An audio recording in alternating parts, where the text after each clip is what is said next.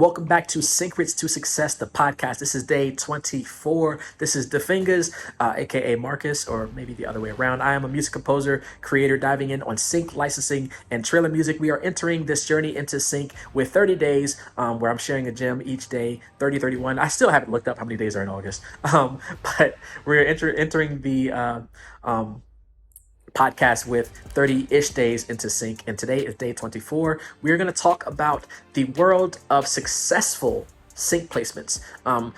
It's best to just study case studies of people talking about how you get successful placements. I talked about it on yesterday, how a potential successful placement can land, and that was based on the cover. But these can provide incredible insights into the factors that contribute to success and how we can learn from them in our own journeys. So when we deconstruct successful sync placements, that will allow us to understand the music choices and storytelling impact behind each one. Of course, one of the biggest ones, I've said it a couple times on the podcast, has been the Kate Bush Running Up That Hill, Stranger Things. That's probably been a case study for the past, since it aired. Yeah, great sync placement case study. Again, Super Bowl ads are great case studies. I shared in a recent episode or a past episode of this podcast that you can study the Super Bowl ads. Billboard does a Super Bowl ad analysis of the music that was used. I think some other publications do that also. And when you examine what made these placements effective, you can gain a deeper understanding of the role of music in visual media, specific either to that show, to that commercial, to that ad, to things in that general industry. For example, if a big song lands on a car commercial, and you start seeing 2 or 3 other songs on car commercials, maybe you want to start aiming your pitches for car commercials in that lane, if it's a similar lane. So you can identify patterns and trends in the music selected for specific industries or genres. For example, you might say what types of music are used in like action-filled trailers. Obviously, a lot of the hyper brass and choir type things, a lot of drums. What type of music might be used in a romantic drama, piano strings type thing. So analyzing these patterns can guide our own composition choices in sync licensing, and it also allows us to dive into different avenues. For example, I know I can create in multiple genres. So it's like, okay, let me see what I can do in the folk genre and pop and hip hop and R&B and whatever other genre, cinematic, epic cinematic.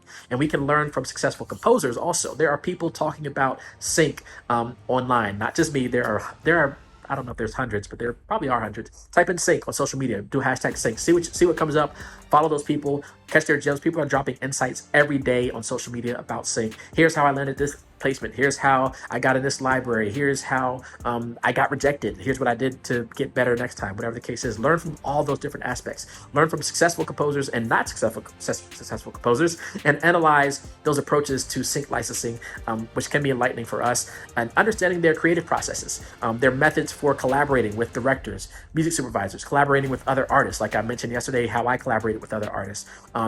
Our ability to adapt our music to enhance the storytelling. If you send a track in, be ready to make edits. Have your stems ready. Sometimes you send in something. Sometimes I send in something, and the library is like, can you send us stems? I don't always send stems because not every library wants stems. Not every project wants stems. Sometimes they just want, at the very least, I send the instrumental and the full song, and sometimes the acapella, usually the acapella. So those 3, at the very least, I'm sending in. And then if they're like, hey, can we get a mix without drums? Like, yeah, I can do that. Can we get a mix without the piano? Can we get, whatever the case is? Can you drop out the bridge? Can you move the intro to this part? So just be ready to make those edits. Do not be tied to the songs. And then incorporate elements of successful sync placements into your own music compositions, including the studying the use of instrumentation, the tempo, the mood to convey emotions effectively. I think I talked about references in the past episode, but use those references to your advantage. What sounds are in there? What's the tempo? What key? Are they doing major keys or minor keys? Does every reference use the word life in it? So maybe you have to use the word life in your song, or have the artist write, make sure that life is included in the lyrics somehow.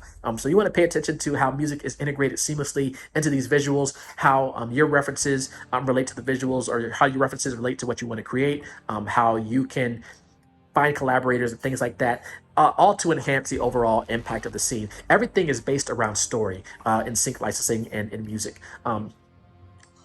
Successful sync placements are not just about the music, they are about creating an emotional connection with the audience. They capture the essence of a scene, they complement the visual narrative, and leave a lasting impression. This placement that I talked about in yesterday's episode, if that places, I believe that has the potential to be really life-changing for me and these 2 other artists, because it's a cover of a known song, but it's the best cover that I've ever heard. And I've listened to a lot of covers because I was working on this song, and just the way that these guys approached it, the way we created it.